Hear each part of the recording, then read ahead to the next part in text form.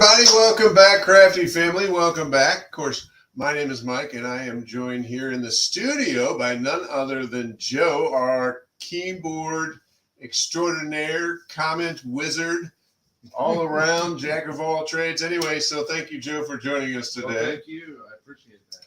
I tell you guys, Joe and I look forward to this show every week. It's always kind of like our little reprieve. I mean, we go, and in here we actually get a second to kind of take a breath and interact with you guys. So, but I'm very excited to be joined today by a very special guest, and that is Diana Mullins-Atkinson from Designs and Machine Embroidery. And we've got a great show for you guys on the topic of patches, which is one of the most requested products that we get. We get people asking all the time, how do I make patches? And we've done a show on this in the past, but never specifically patches. And so, Joe, if you could, let's get Diana up real quick here. Welcome, Diana. Hi, Mike. Hi, Joe. Hello. Hi, everybody. So good to be with you all today. I tell you what, we were so happy when Ashley said that you'd be joining us again. We had so much fun at our last show. So thank you again for joining us today and putting all this content together. I know that it takes a lot of work. I know our viewers get to see it for this, hour, maybe 75 minutes, but they don't know exactly how much work goes into it. So thank you again. Just before we even get started, I wanted to make sure I got a chance to say it's my pleasure. And thank you for inviting me back. I really enjoyed being with you all the last time. Yeah, we did too. We had a lot of fun, and it was great. And I think the viewers really enjoyed seeing just exactly when and where to use that specialty hooping system. Of course, that was the snap hoop. And we're going to be seeing that again today, right? We sure are, because the snap hoop is really important in hooping in patch making, and I'll show you why here in a little while. Yeah, great. We're really looking forward to that. So just a couple of things to get out of the way before we get started today. Guys, you don't have to register to view the shows, so it's a little bit easier. You don't have to worry about doing any of that stuff. But if you do want to make a purchase, if you see something that Diana's using today that you decide that you just can't live without, or you want to try your hand at making patches yourself, you do have to register there on SewForLess.com. It's really easy. It's not much different than registering on any of the other websites that you guys have probably been on. Super easy. But the cool thing about doing the show in the format that we are right now is that we leave the shows up for you guys to go back and reference. You can always find the shows right there underneath the Talkin Stitches tab on the website. If you happen to get distracted, something happens, your browser crashes, it's actually really easy to get back to the show as well. We put the link on the top of every page of the website. So if you just go to SewForLess.com, you can click on that link. It'll take you right back to where you started. And also, all of the products that Diana is going to be speaking about today are going to be featured underneath the live feed on that link that I just described to you guys. So it's really easy to find. Anything that she's using is going to be right underneath that live feed. So I do want to take a second here and talk about one of the features that we have on the website, though, and that's custom design digitizing. We offer that on the website. And about 2 months ago, we changed the format up a little bit, and it's been very successful. We've had a lot of positive feedback, so I want to bring it to your attention, guys. So, of course, digitizing is taking an image, an old photograph, whatever it might be, and then changing it over into embroidery formats that your machine can read. And the cool thing about the digitizing service on the website is that we've made it super streamlined. You used to have to wait for a quote. The quotes are instantaneous. And if you have an embroidery or monogram business, the nice thing about it is we made it super easy. So any design under 5 inches is just $10. And what that means to you is it's super easy when you go in and you meet with your customers. Most people end up with a left chest or a hat, and it's almost always under 5 inches. So that you know going into it exactly what it's going to cost you to get it digitized. Just double it. You guys double your money on it, and you don't let us do the work for you. It's super easy, but that's right there on the website. You just click on the custom designs link. It's on the left-hand side. But again, guys, $10 for designs under 5 inches. So that's a win-win for you and the customers. Anything else going on today, Joe? A lot of people I saw. Yeah. Good amount, 52. I think that everybody's interested in patches. Guys, I do want to mention that we loaded that design. So that design that you see in there that says, remind me what that says. Actually, I got it right here. It says, I love to. So Diana made that for us. How sweet was that? So it says, I love Talkin Stitches with Sew for Less. Diana, she created that for you guys. Download it. Of course, it's free of charge. If you just want to practice with a design, you don't have a patch design, make sure to download that design. It is free of charge. It was created specifically by Diana for us and for you guys, so please take advantage of that. It is right there on the Sew for Less Talkin Stitches page. But without further ado, I know you guys are not here to see me, so Joe, let's get my mug off of the screen and let's go straight to, there you go, perfect. So I'm going to let you take it away. And guys, get those questions and comments in there. We're going to be stopping periodically to address them. But yeah, please make sure you hit us up with questions and comments. It's why we do these shows live. You get to ask Diana directly live. So go ahead, take it away, Diana. Great. Thank you, Mike. And thank you, Joe. And thank you all for joining us here today for Talkin Stitches. I absolutely love this event. I think it's super that you all do this every Friday. And today, like Mike said, we're going to talk about patches, because patches are kind of the flip side of doing applique. So if you like doing applique, I think you're going to love doing patches. So let me just bring you into my presentation window here. So patches have been trends forever. I mean, literally forever.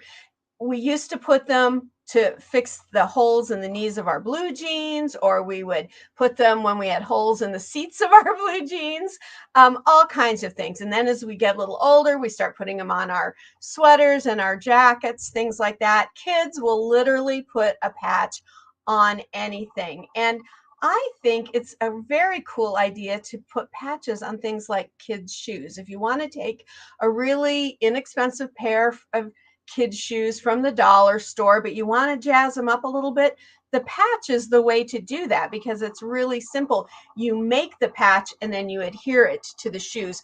And we're going to talk about today about how you can adhere your patches as well. I also think patches are wonderful for baby clothes, and this is why.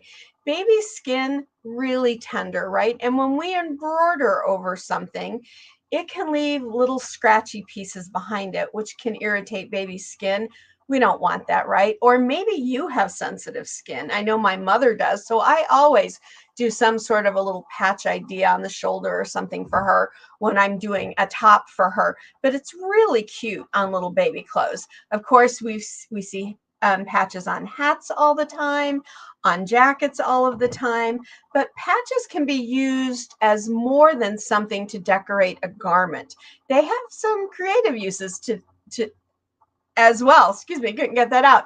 And a little bit later in our time today, I'm going to show you how you can actually create little projects with patches, like little cake toppers, gift tags, or even quilt labels. Do we have any quilt users with or quilt makers with us? If you do, let us know, because I'd love to hear from you, because I have a great way for us to make our quilt labels.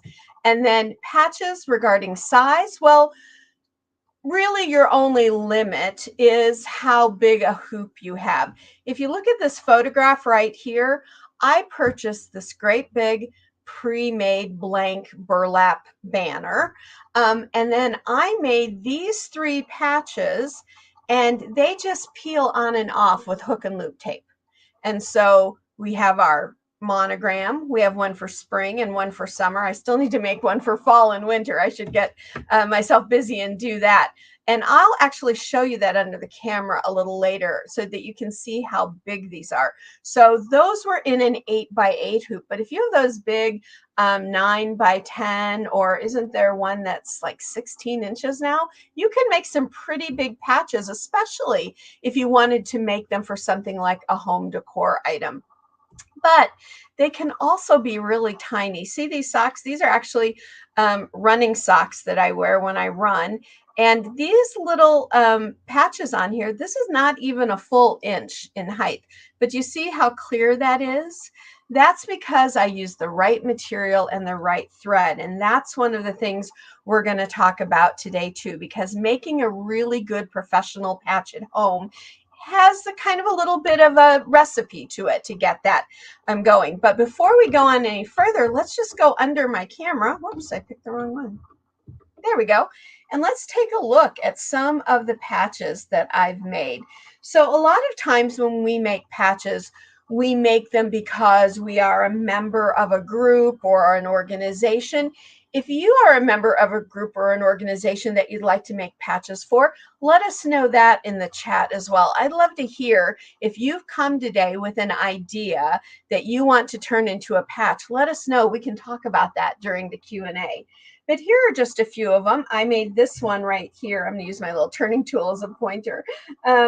This one right here for a local garden club. They didn't want their name or anything on it. They wanted this to be a secondary patch for them to have on their gardening bags. So I just made this one. It says life's better in the garden. Did the little can on it. So when you're making patches, you can make them any kind of shape that you want, and you can put just about anything you want on them. So here you see this little watering can. That was just a little fill stitch embroidery design that I had that I was able to fill in. And the more lettering that you have available to you, if you have a lettering software, you just will be able to make patches with all kinds of different fonts and stuff. No font is unwelcome on a patch, let me tell you. I made this one for one of our local ballet schools. They have a older class, and they wanted their patch to say, "Don't mess with the dancer." And so I made this for them. These are all trial ones that I made for them. I am truly indeed a Java junkie. My husband's like, you should make your own patch that says you're a Java junkie, because most people never see me without a cup of coffee in my hand. So I did this one. And then these two right here, let's just slide these out of the way. These two right here, I belong to my local quilting guild, and we always have to wear a badge during our guild events so we know who are the members and who are our guests. And so with this, now you could put that on with a fusible product, or you could sew it on. Or for these, because we kind of use them like name tags, we just use those little stick-on pins that you could buy at the craft store to make our little name tags. And each year we just make a new one, maybe in a different color, maybe a different shape, and we put the year on it. And now some ladies have started hanging them together and have them, because we've been doing it for a while, and they hang all the way down their shirts. But you can do that, use patches for something like that. And here is that little quilt label that I made. You know, as quilters, we are always putting our quilt labels on the back bottom corner of our quilts, and that's okay. But I thought with a patch, why not put it on the front bottom corner? Let that really show who made this quilt and who it was for. So I made this one. My nephew just got married a couple of weeks ago, so he's an old married man now. And on their quilt that I made for their wedding, I made a very similar patch like this, but I also put their names and their wedding date on it as well. And it was right down in the front corner. Super easy. You can even make these up in advance, because I sometimes put labels on quilts that are a little more generic, something just like this, that it was stitched with love from Aunt Diana and the year, and I don't put a lot of other information on it. So I can make these up in advance in different colors and have them whenever I want to do a quilt label. And you can do them even if you're someone who likes to knit, or maybe you have a lot of UFOs in your house, you know, those unfinished projects that we all have, right? Some of us would hate to admit that we have boxes of them. But I even made a cute little patch like that. Now, why did I make some of those patches? What would I use them for necessarily? Well, if I went to my local craft store, or I could make my own little, I've got this little denim tote bag here. Patches are an adorable way to decorate a tote bag. I love them. I could put them up here. And even though these have pockets, I don't have to worry about sewing over anything, because I can adhere these with a fusible product that I'm going to show you a little later and decorate my own tote bag that way. In fact, I have several tote bags. I have one for the theater company that I belong to. I have one for my group of students that I teach piano to. And speaking, if you teach piano or any kind of lessons that you do, what about using patches as achievement badges for your students? So here are some of mine since I teach piano. When my student starts, regardless of their age, I have kids and I have adults who take lessons with me, they get this patch on a little canvas tote bag that I give them with their first sheet music in it. And then as they graduate from their sections or from their years, they get a little patch to add to that. They always know where they are in their achievement, and everybody likes to receive something when they make an achievement. So patches are a great way to do that as well. Now, let me just move this out of the way because I have a couple more things I'd like to show you here. So several years ago, I have two aunts on my mother's side of the family, and the aunts to me are extremely, extremely special ladies. They helped to raise me when I was young, and my mom worked, and my dad was in the Navy. And so they liked to make up their own bedtime stories for me. And one of those bedtime stories were about baby monsters and how all the baby monsters would be born pink, but when they would grow up and go and live with their families, they would turn into whatever color and type of monster that those families were. So all baby monsters were pink, and we love that. And so a couple of years ago, the aunt contacted me and said, they all have little grandchildren now, and would I be willing to make an embroidery design of the pink baby monster? So this is what I digitized. Now, this is just a simple little sample on a piece of fabric, kind of, wrinkly in here, not great. It was just my general idea.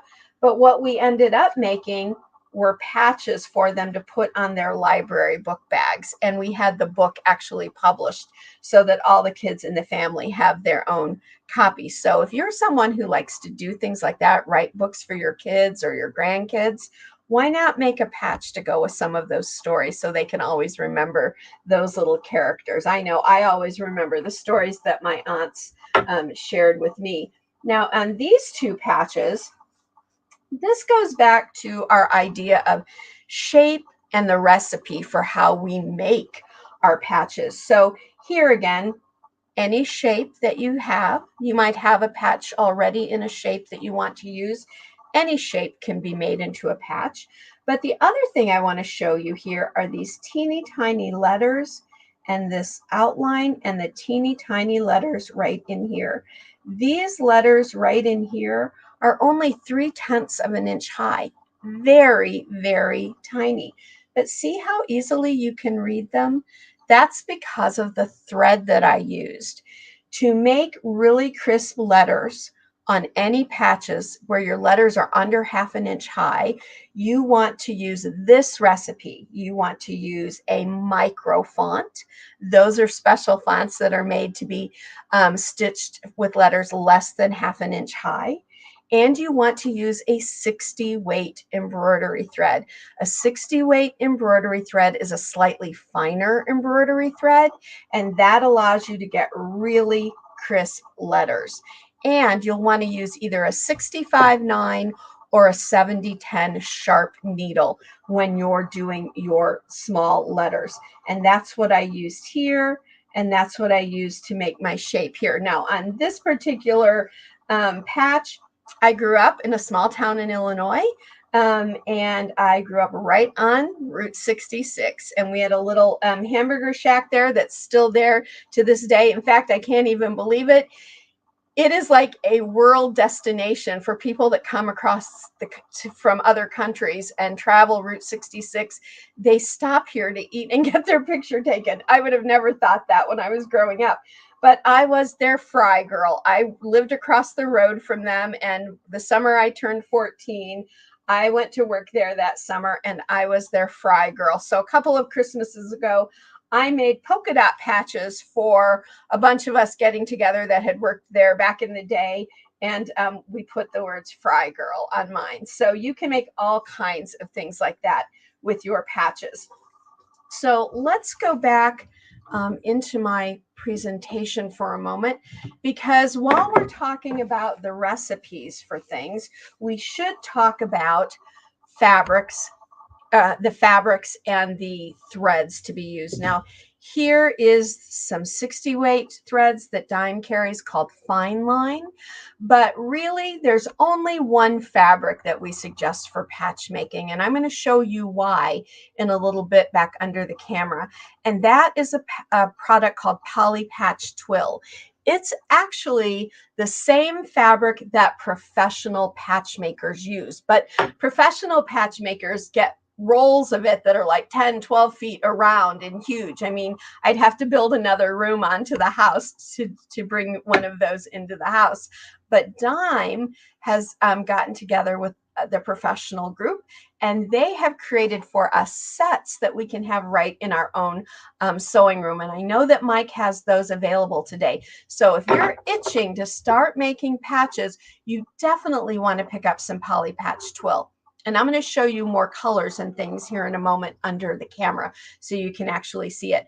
A good 40 weight embroidery thread works great for everything except those little micro letters that I told you about. And with the Poly Patch Twill sets, we also have sets of 40 weight embroidery thread that match the colors of the fabric perfectly. And then the other thing that you need in the recipe, you need the right fabric, the right thread, and you need the right stabilizer. And we highly suggest a heavy duty water soluble stabilizer. So let's go to my next slide here. Here are the Poly Patch sets. So we have an athletic set, which has basically your school colors or your primary colors in them. Also, when we start looking at some projects that you can do with patches later, I'm going to show you a Christmas ornament. And so if you want to think about doing Christmas ornaments from patches, they have a red, they have a green, they have a great white. They also have a great royal blue and a great royal purple. All of those make beautiful ornament colors. We also have our Brights collection, and this Brights collection is what I think of when I think of that bag of Easter jelly beans, all of those kind of pastel colors. If you have a ballerina in your house, there's a great ballet pink in here. There's also a great hot pink in here. There is a beautiful aqua color, a great grass green. You can see all of those. And I'm going to show you the actual fabric under the camera so you can see what it looks like a little bit better. And then we have a uniform collection. Now, these colors obviously are a little bit more subdued, I suppose we could call them. And that's okay. Let's think about why we would want to use some subdued colors. Maybe you work for a company and they want you to have name badges all on your shirts. Or maybe you own a small business and you want people to have a name badge and you want that color to be more of a tan or a gold or even a black. And this set is the set that has the black Poly Patch Twill in it, and you're going to love that. Poly Patch Twill is 100% polyester, and it has a fused backing to it that won't peel and come apart. And that's what gives your patches longevity and structure when you make them. I'll show you that as well. And so uniform colors can also be used. Maybe you want to make some patches for the little ones, and you want those little animals you make to look like they would look like in nature rather than as a cartoon. And so great little beiges, blacks, browns in there. Great collection for things like that. So let's go back under my camera and let me show you some of the fabrics. So I have all three of these sets of Poly Patch Twill, and boy, I use them all the time because one of the things I do is I make patches for small businesses. And so this is really an easy way for me to show them all the color choices that I have. So here is our Brights, and you can see all of these bright colors under here. Let me fan these out just a bit. And as soon as we go over all of this, then we'll break for our first Q&A. So if you have questions for us, please type those in. Let Mike and Joe know what your questions are. But these are the Brights colors. Look at how lovely those are. That ballet pink is really gorgeous. But I will tell you, my favorite color in this set is this beautiful lavender purple. My husband and I lived out in Seattle, Washington for a couple of decades, and we would always go to the lavender fields over in Squim every year for the big festival. And that is just the color I remember from over there. Really lovely. And you can see on the back here, in fact, let me grab a larger piece before we look at the rest of the colors. Here's a larger piece of that poly patch twill. And here's that fused backing. And this is what the professionals found out made your patches have longevity and stability when you're making them and using them. So this is a nice and smooth 100% polyester fabric on top. So you're going to get those really crisp letters, those really nice fill stitches. Let's look at this one again. See how nice the lettering and all turned out? That's because of the fabric it was stitched on, and that we used one of those great 40 weight embroidery threads. But having your good fabric is the best way to go. And let me show you some of these other colors. These are our athletic colors. So there's our royal blue and purple and green. And so if your school has reds and golds and greens and yellow, and you want to make patches maybe for one of your kids who's a volleyball player or a football player, you're going to find those colors right in here probably. However, if your school's red is more of that cranberry or burgundy red, we have that color in the uniform set as well. Plus the black, we have a really deep green, grays. Here are some of those neutral colors that I was telling you about, those neutral browns, the light beige, the medium brown, and the dark brown. And every single set has white in it, because if you're having a hard time picking a patch fabric color, go with white. You'll never go wrong with the white color. So let me show you why we recommend these fabrics, or this poly patch twill. Let me bring in this. This is my craft apron, and I haven't fixed it yet because I use it as a sample when I show folks how to make patches. This is a patch I made about 8 years ago, and I just used a nice fabric, and you would think, wow, a nice quilting fabric, that should make a good patch. Well, not really. It's bubbled up through here. The glitter sheet I used is all bubbled. Now, what I did on my embroidery machine actually stitched out okay. But when I stitched it on with a satin stitch, my old sewing machine, not so much. And the beautiful fabric still ended up with a lot of frayed edges. Now, wearing this around the house in my sewing room, that's okay. But I'm too embarrassed to wear this when I go out to shops to teach, because I don't want them to see how yucky it really turned out. However, when I got a hold of the poly patch twill, this is what I did. I made a brand new patch. I just measured the patch so I knew what size I wanted to make. And I used a metallic thread to make my sewing machine. I put on my favorite phrase, my name, my little fill stitch design, and look at how beautifully that stitches out now. And so I can remove this patch and put this patch over it and either sew it along the edge on my sewing machine, or I'm going to use a product called Patch Attach, which I'm going to show you later, which will fuse it permanently to this apron. And then I'll be happy to go out and wear that whenever I want to when I'm teaching. So I wanted to show you all those things and the fabric, but I also want to show you how easily the poly patch twill cuts. So right here, I have a pair of Karen K. Buckley Perfect Scissors. This is the 6-inch one. I think Mike has these available.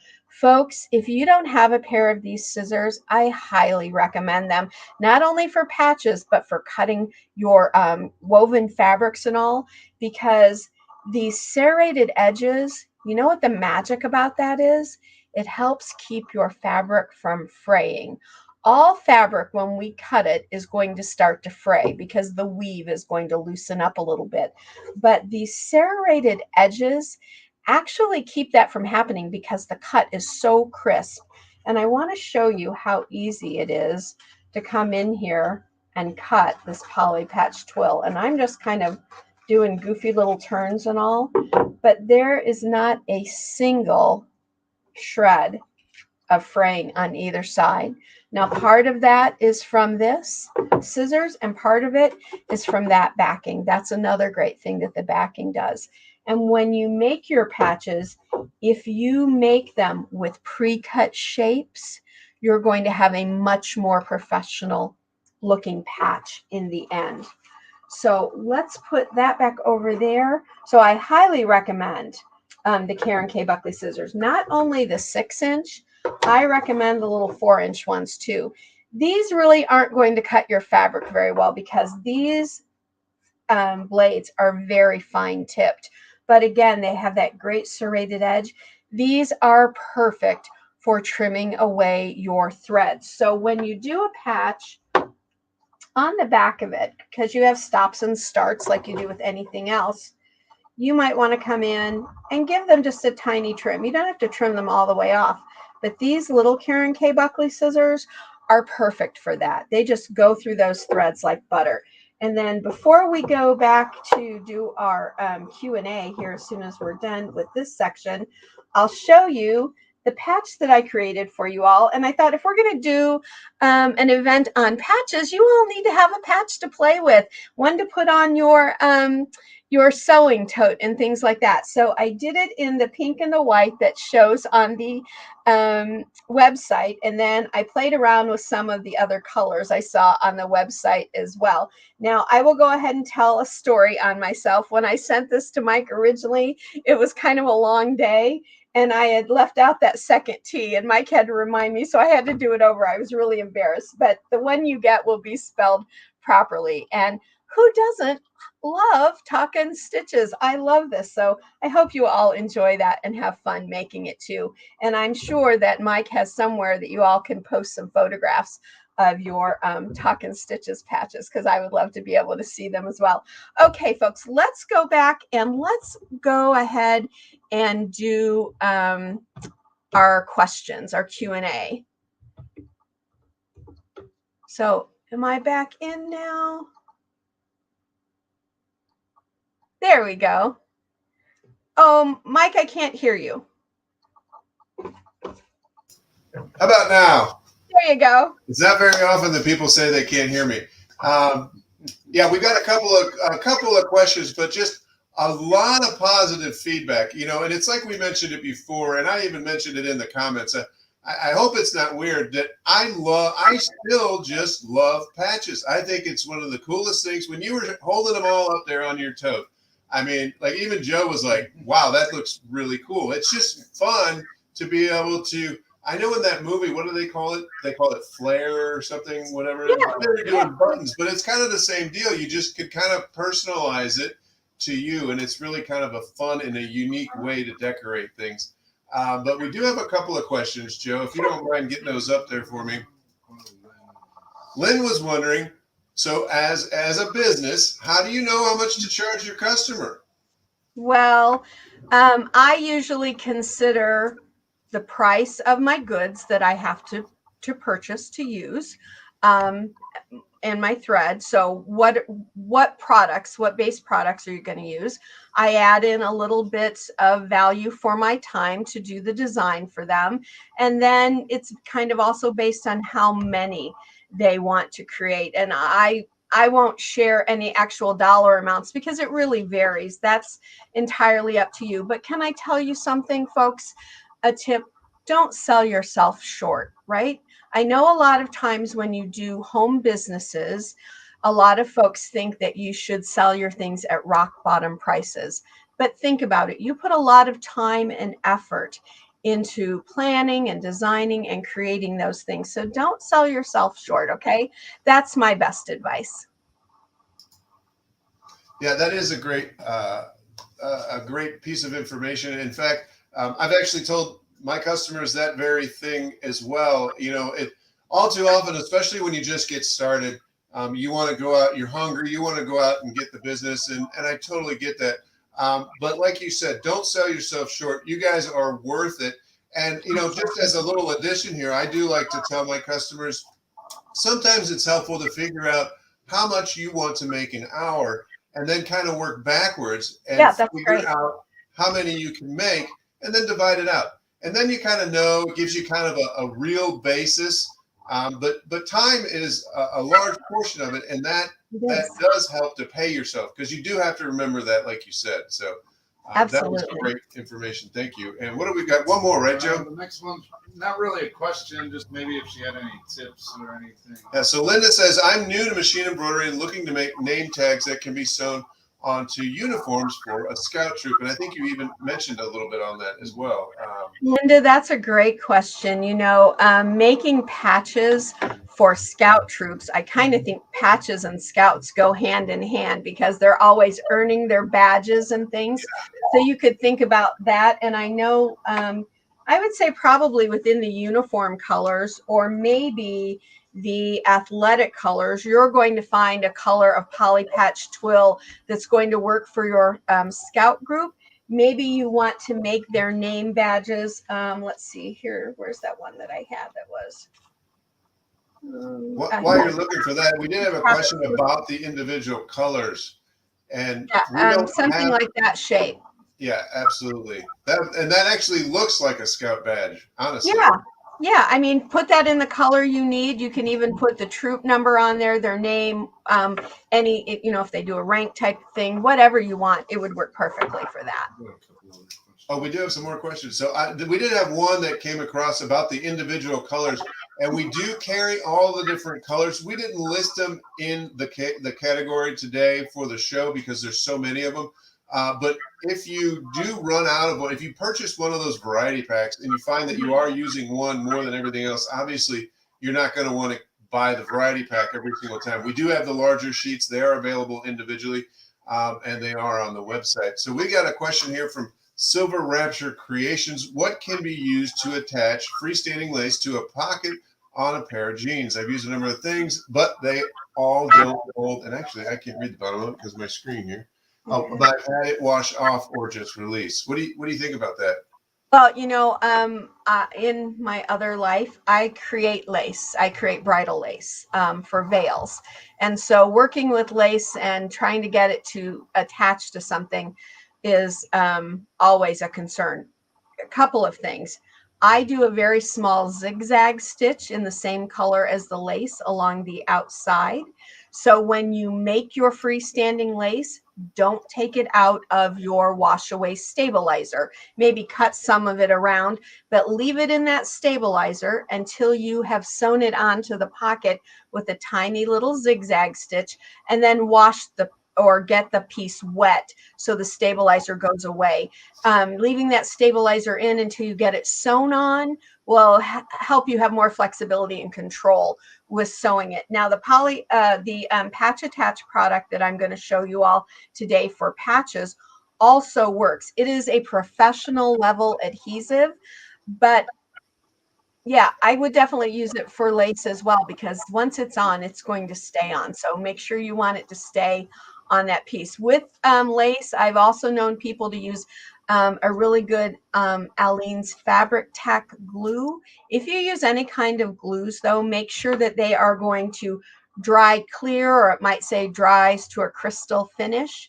Make sure that they are launderable. That's where we get in trouble a lot of times with things coming off when we use adhesives, because they don't go through the laundry. At least make sure they'll go through the wash. You can always lay something out to dry. So those are my tips for lace. Thank you. That's perfect. So we had from Jean about the which stabilizer do you recommend? And I'm almost going to say maybe we should wait on that just a second, because I know you're about to go into that, right? I am. I'm going to talk about that here in just a moment. Okay, perfect. And then Silver Rapture Creations was just mentioning stitching around the lace won't work for jeans without removing the pocket. I guess that is true. Some people actually do remove the pockets and then stitch them back on. I've seen that. In fact, I think that in one of Eileen's denim books, it kind of shows you a little bit about that. So, in fact, and you don't have to take the whole pocket off. Take it off enough on the sides to get it to lay flat. Add your applique or your lace, and then sew it on, and then sew it back on.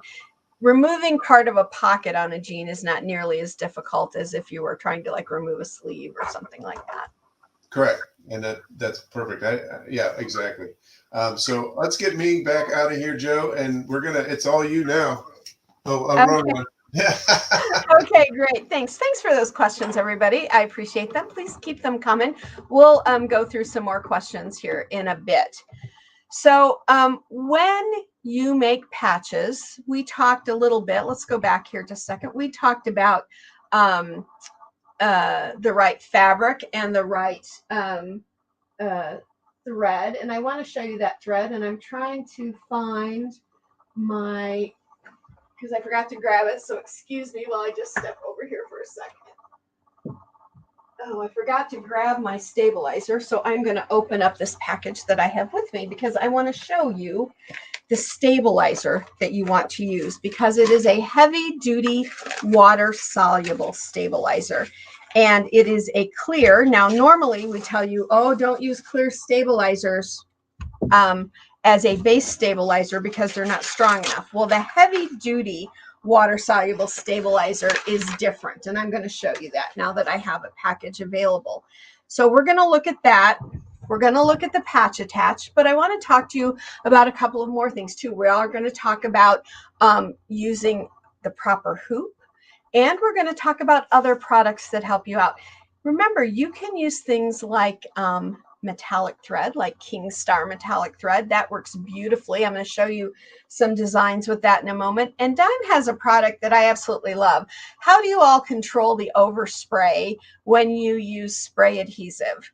I mean, I used to actually spray in our guest bathroom's bathtub, and then I'd forget to wash that bathtub, and a guest would come and stay with us and go, there's something sticky in your bathtub. And I'd be like, oh no. So Dime has come out with this product here called the spray tent. It literally is shaped with a wire, so it will fold back up to the size of a pancake. So you can just throw it in a drawer or a box sitting next to your cutting table, wherever you put things, and it takes up no space at all. But when it's fully undone, it's about a 14 by 14 inch base. And when you're doing your patches with pre-cut pieces, you need to give them a little spray on the back and then lay them onto the stabilizer, and you want them to stick. You can't put tape on it like we do with other embroidery, because then you're going to sew over that tape and then you have to worry about getting it out. So you use a little like 505 spray. That one works really well, a temporary adhesive spray. You just give them a little spray in that spray tent, and then you can take them right over to your machine and you're ready to go. And that spray tent holds on to all of that overspray. Once it dries, you just fold it back up and put it in your drawer. And so we'll also talk about hooping. And I want to talk about hoops because with traditional hoops, we get this nasty thing called hoop burn, and that can really waste your poly patch twill. But with the Dime Snap Hoop Monster, you're not going to get that. So let's just go back under the camera and start looking at some of these things today. So here is the heavy duty water soluble stabilizer. So I'm going to actually open that up because I want you to see it, because this is not like a topper. So a topper are those clear stabilizers that we put on. I'm going to have to use a pair of scissors here. Clear topper is that product that we put on the top of our fabrics that are lofty, like toweling and velour and velveteen and those types of things. And that topper is meant for a specific use with those type of fabrics, but it's not meant to be used as a base stabilizer. It's not strong enough. It won't hold up. But the heavy duty wash away, now this is a wash away, is super heavy duty. It's almost like, look at me trying to put my thumb through this, and I'm barely getting a mark. This is almost as thick as your shower curtain. It's really thick, but it is a wash away. And the nice thing is when you use this, you don't have to worry about washing it away from your patch, because really it just peels out. It works really, really well. You get a really nice roll of it. You can make tons. Let's see. You get 10 yards of this in the roll. So you can make a ton of patches with this. So if you want to do your patches where you want to do a few in a hoop, you can hoop this up in a larger hoop, don't worry about using more than one layer. One layer is all you need. But this is the heavy duty water soluble stabilizer. It's what professionals use, and it's what we from Dime recommend too. Again, see, I'm trying to punch my finger through there, and I've got pretty good nails, as you can see. I've been blessed with good nails, thank goodness, and I can't get my thumb through that. So it is really heavy duty, but it cuts easily. And I'm going to show you here in a moment how you want to take that away from the back of your patches as well. Here is one of our kits of thread. This is the athletic set. So when you buy the Poly Patch Twill, we also have these thread sets that go with them. You get 8 spools of thread, and each one of these colors matches the colors of the Poly Patch Twill set. I'm trying to find, there we go. So this is the athletic set, and this is the athletic Poly Patch Twill. So that green and the green, they're just absolutely perfect matches. There's the red, there's the orange, of course the white. So these all match beautifully, and you get all 8 colors of the thread in one set. So I highly recommend, if you pick up your Poly Patch set, pick up one of the matching thread sets to go with it. And here's a reason why. Let's take a look at these 3 little patches that say I Heart Thread. So there's some differences here. So this was the yellow Poly Patch Twill with the yellow thread that matches it. See what a perfect match that is? Now here I've used a special edge stitch on here. Here I've used a satin stitch. You can use anything you like for your edging stitch. Just make sure that it is something that will look good all the way around your patch. But here, this is the one I want to show you. This one, when I hooped my Poly Patch Twill, I didn't use a pre-cut patch, so I had to cut it out of the Poly Patch when I was done. But because I used the matching thread and the matching color, yeah, you can see it on the edge a little bit, but it's not glaring like it would be if this were one color and this were another color. So you can easily just cut your patches out at the end. And by using the same bit of thread and fabric, then you don't have to worry about seeing that change very much. Now, let's bring in the snap hoop monster. So here is my 4x4 snap hoop. Now, Mike has these available, I know, and you will need to know 2 things. You'll need to know your embroidery machine brand, and you'll need to know what version or what style machine you have, because you will want to purchase the hoop that fits your specific machine, because the attachment bars fit the machine specifically. But this is my little 4x4 hoop. This top hoop is where the magnets reside. And folks, I don't want you to be concerned about magnets. I know there's a lot of things out there, a lot of urban legends out there that says, oh no, magnetic hoops will hurt the electronics in my machine. Dime spends over a year, well over a year, sometimes a couple of years, testing these hoops on the machines that they work with, and they do not hurt your electronics. So they have been tested for that. So you can rest assured you'll be able to use it with no problem. And here is a little plastic shield that is just this corrugated plastic. Don't throw that away. I know it looks like something you just want to pitch, but it's actually meant to keep the bottom and the top frames separated from one another when you are storing them. This is also great to use when you're hooping things as well. I'll show you on a piece of the stabilizer here in a moment. And then here is the bottom hoop. And the bottom hoop, when you turn it over, it has these 2 strips of velour on there.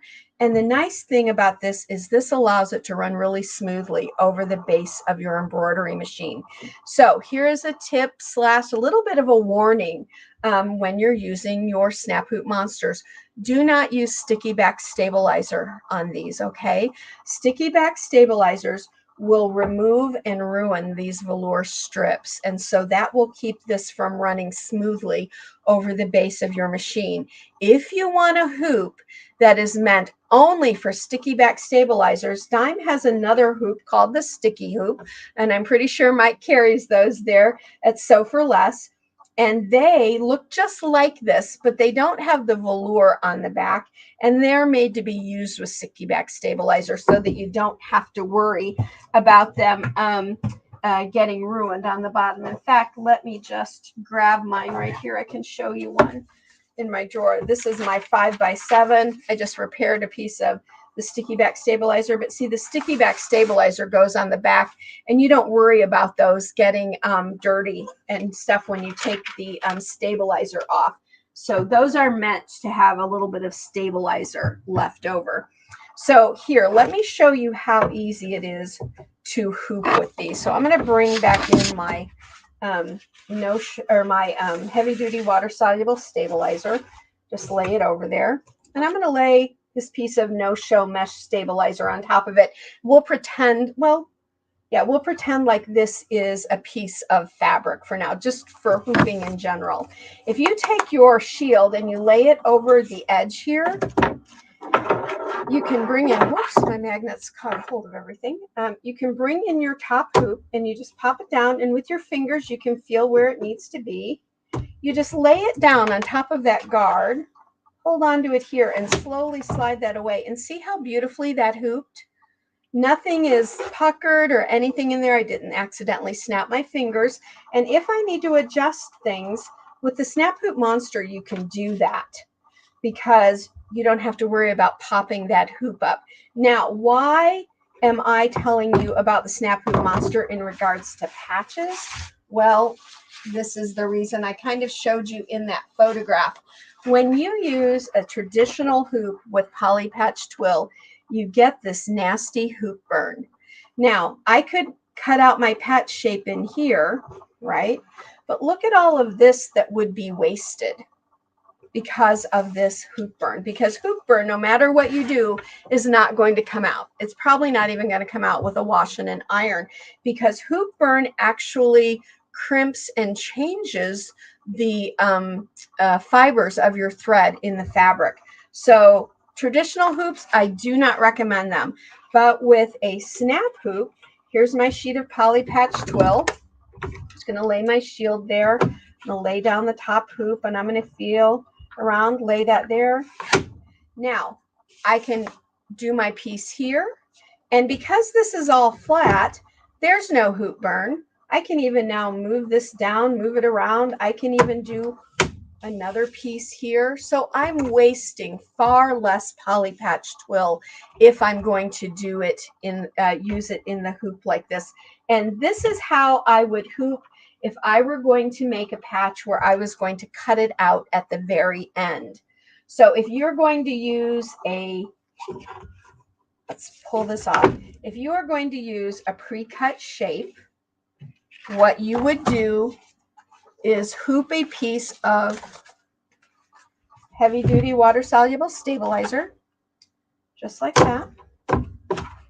There's my stabilizer. And then you stitch out your tack down stitch, spray the back of your patch with a little bit of adhesive spray, put it into that tack down stitch, and then it will, or placement stitch, then it will tack it down, and then you just finish out your design, and then you literally can just peel that out. Now you're probably asking, well, why can't I use a regular water soluble? Because what do we have to do with a woven water soluble? We have to get everything wet at the end. We have to dunk it. And with this, you don't have to. And so we highly recommend that heavy duty, because it's also heavy duty enough to hold up to all the stitches.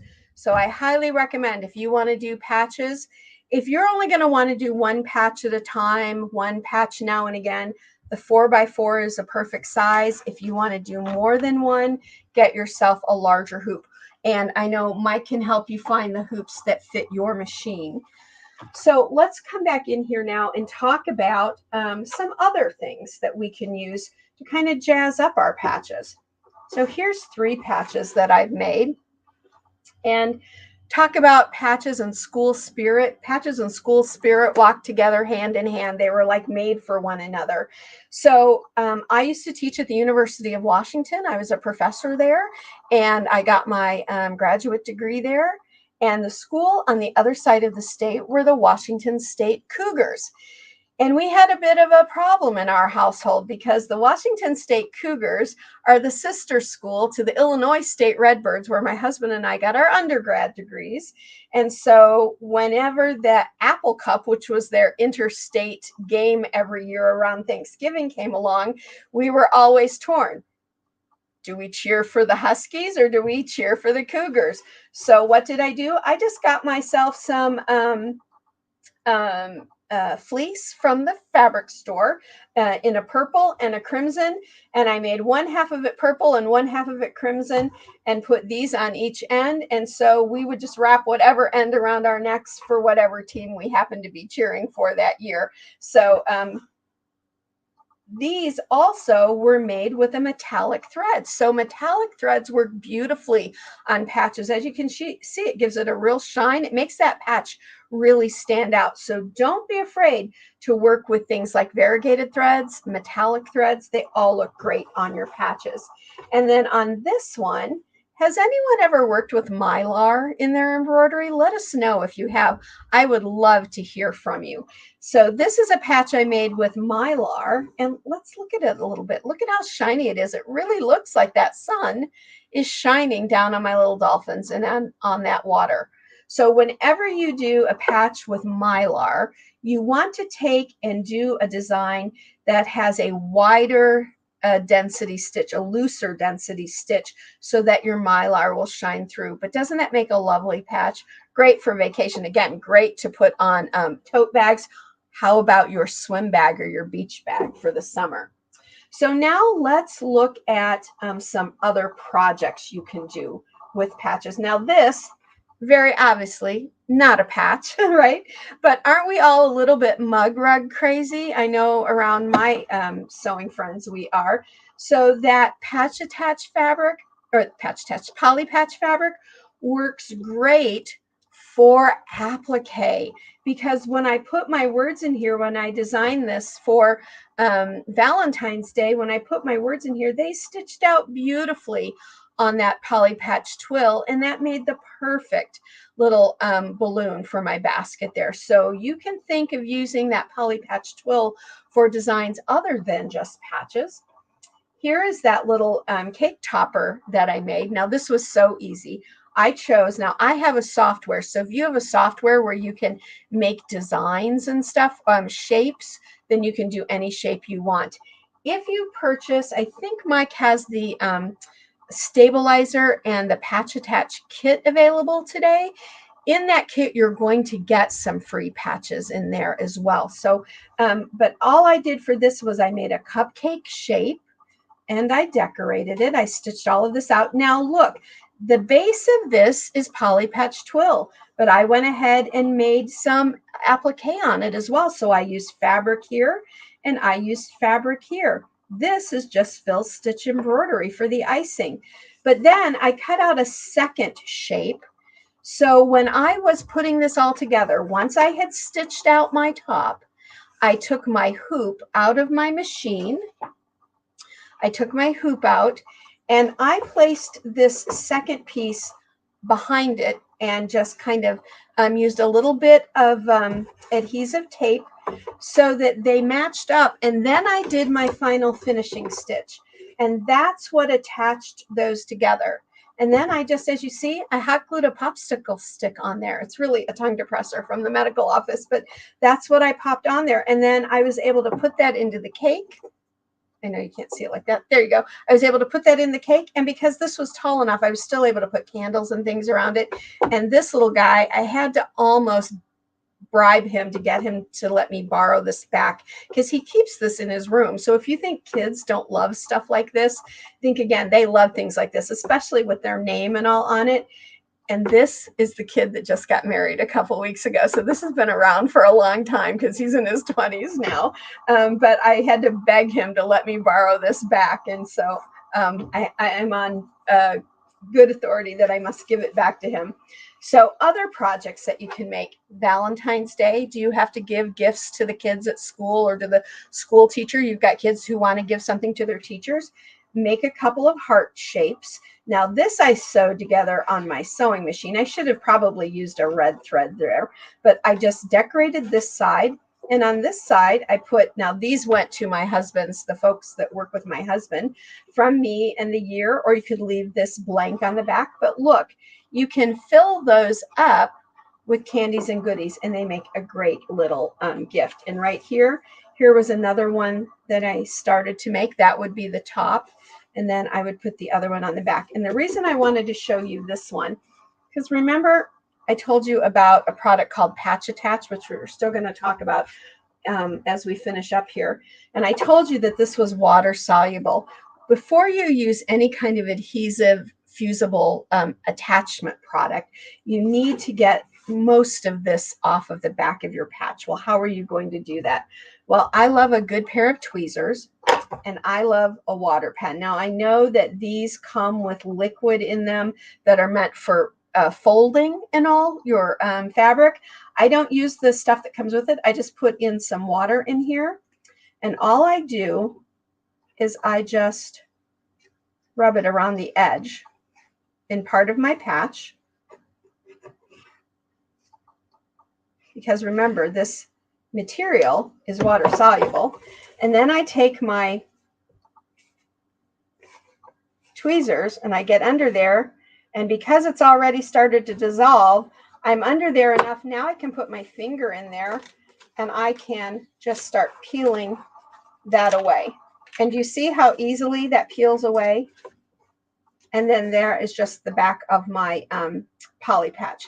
So that comes away super easily. Now, I won't take it all off, but if there's a little bit left on your letters and a little bit left on your design, don't worry about that. As long as you get the majority of that to come off, then you'll get a really good adhesion when you fuse that to an item.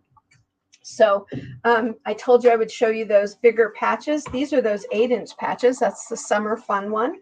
And that's the one that I made for spring that goes on my banner. And I told you about a little Christmas design. I did this just like the others. I decorated one patch, just took a second one. Now here, I've used just my white bobbin thread on the back. I didn't need it to be the same color on the back as the front, but you can use the same color in your bobbin if you want to. That's perfectly fine either way. And I just put a small hole there so I could put a Christmas hook through it. And I gave those to all of our family for the holidays because I give away a new ornament every year. Here's another idea. Are you guys like me and you're forever giving gift cards because you can't think of what to give to people that you don't really know, but you want to give them something to be kind on their birthday? I made this little patch, attached it to another one like it on the back, and it's perfect for gift cards. And now I've got a bunch of these in my drawer that are decorated with no names. This happens to have gone to someone who I wanted to put her name on it, but you could just make them with no name at all, put them in your gift drawer, and then you have them ready whenever you want to give a gift card to someone. Here are those little socks I told you about. Here's that little single running sock, and here's the other one. And let me just, can I give a little announcement here? If you're a runner, make a patch like that for yourself with your name, your phone number, and your blood type. Why? If anything ever happens to you, when someone finds you, that's critical information. And don't put your home phone unless someone's going to be there. This is my husband's name and his work number. So if I fall, they're going to call and ask for him at that number, and they know my blood type. So that's just applied with patch attached to my sock. These have been through the wash I don't know how many times, but that's something perfect if you're going to be a runner. And let's not forget about kids. What about just buying some pre-made bibs and making some cute little patches and putting them on there? Because on the other side, nothing to hurt baby's skin. And here's the last little project I want to show you folks. So right here, I've created a little bandana for a dog. I just took a napkin and I just folded it in, and I folded it in half. Now, all I'm going to do on my sewing machine is I'm going to come right here and sew, and I'm going to come down about 1/2 inch and sew and leave this pocket free. That way I can put my dog's collar there.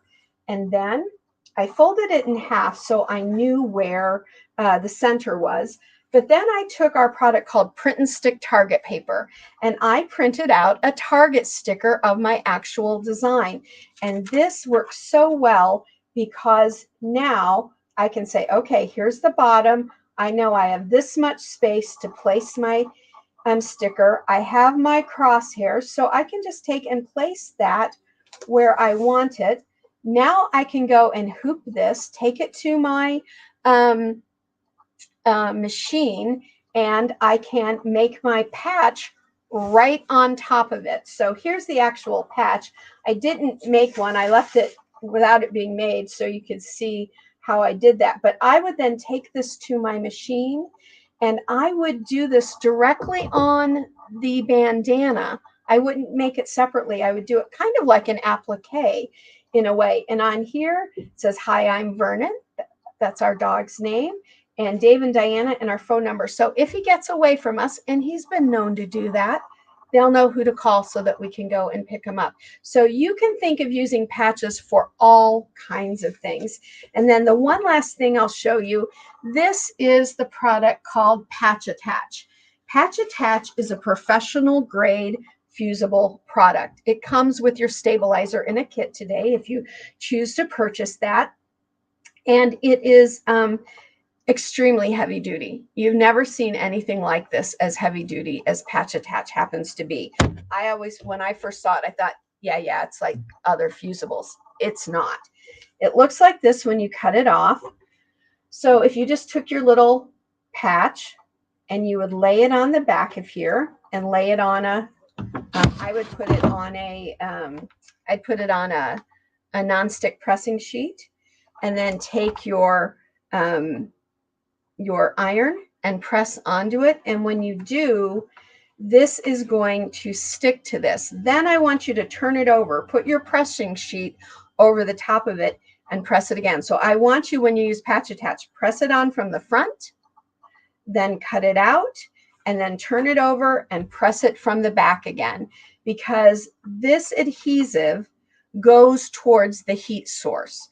So when you're doing it on from the front, you're just basically getting it to attach to this. But when you're doing it from the back of your project, you are actually getting it to be permanent. So I have this on here.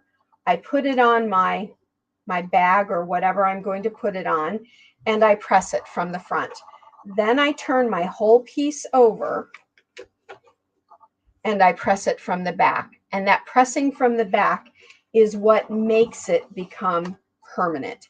So the Patch Attach and the heavy duty water soluble stabilizer are two products you're really going to want to use for attaching and making your patches. So if you have the right stabilizer and you have the right product to attach it. Also, like I said, you can use a small zigzag stitch. You can try fabric glues. Again, make sure they dry clear, make sure they're launderable. They are not going to be as heavy duty as the Patch Attach is. Okay, folks, let's see. Do I have anything else I want to go over with you today? I've talked to you briefly about the Print and Stick Target paper. When you buy Print and Stick Target paper, you get 25 sheets, and it's good for more than just making patches. If you're a quilter and you like to do your finished quilting on your embroidery machine, it's great for that because you can print out your quilting designs and line them up, and those stickers will pretty much last you for a whole quilt. I usually get my set of stickers and go through a whole, at least a whole queen size quilt with one set. They're also great when you're going to put things on clothing. Because of those crosshairs, you can really get a good idea of exactly where you want your piece to be. You can audition it. All right, folks, that's what I have for you today about patches. But before we leave, I want to go back and talk to Mike and see if we have any more questions. Oh, wait, I had one more thing. Our hoop mat.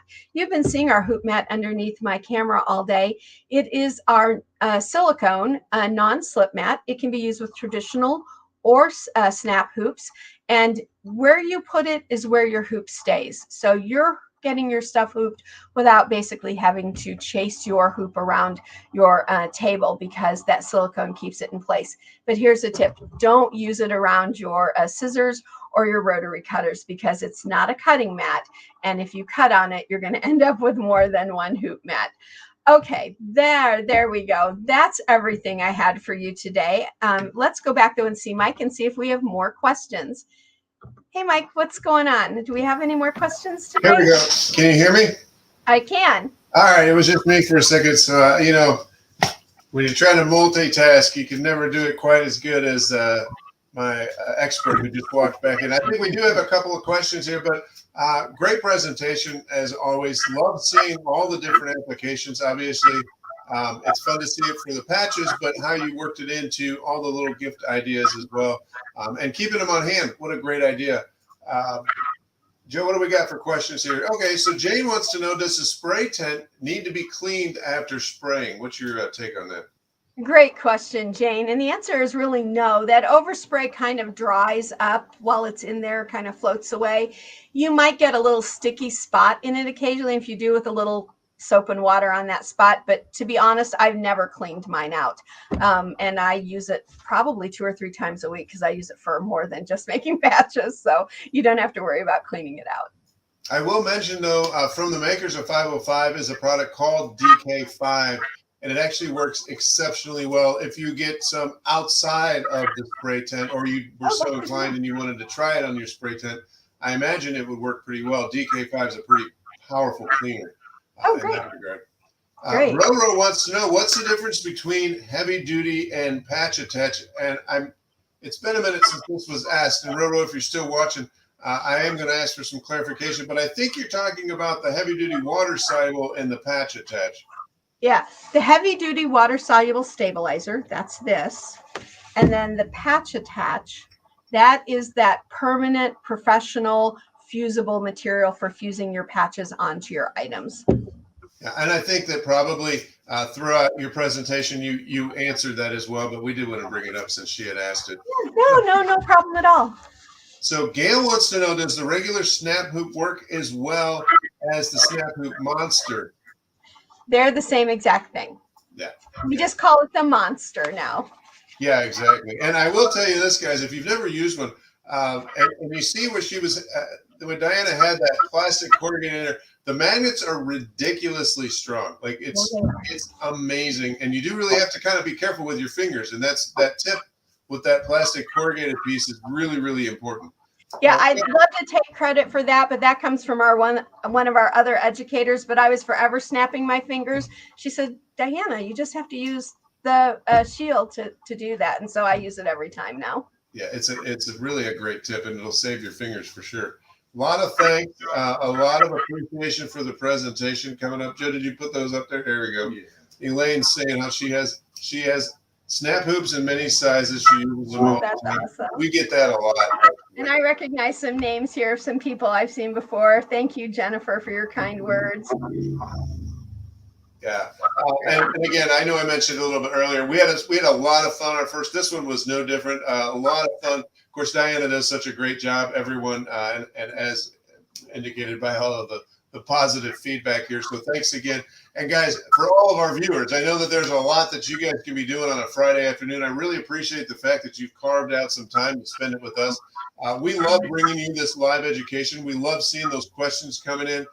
It's a great way to learn. If you guys missed it, if you came in the middle of it, you can always rewatch this on SoForLess.com. It's situated right there on the Talkin Stitches tab, and they're organized by date. Super easy to find. So with that being said, Joe, anything else? No. There you go. Very neat presentation. Very good. Thanks, Joe. It is really fun to see all the different applications for patches. As I mentioned, it is one of the widest, most popular questions that we get. How do you make patches? And now we have this. So we'll just say, here, go watch this. There you go. And go make your you love Talkin Stitches patch. I want to see some of those folks. All right. Yeah. And actually on the Talkin Stitches group, if you guys haven't already joined it, if you just happen to stumble on it with the website, make sure to head over to Facebook and join Talkin Stitches. It's a great place to share those pictures. So with that being said, we're going to go ahead and call this one. Enjoy your weekend. Hug your loved ones, and we'll see you guys next week. Bye Bye. now.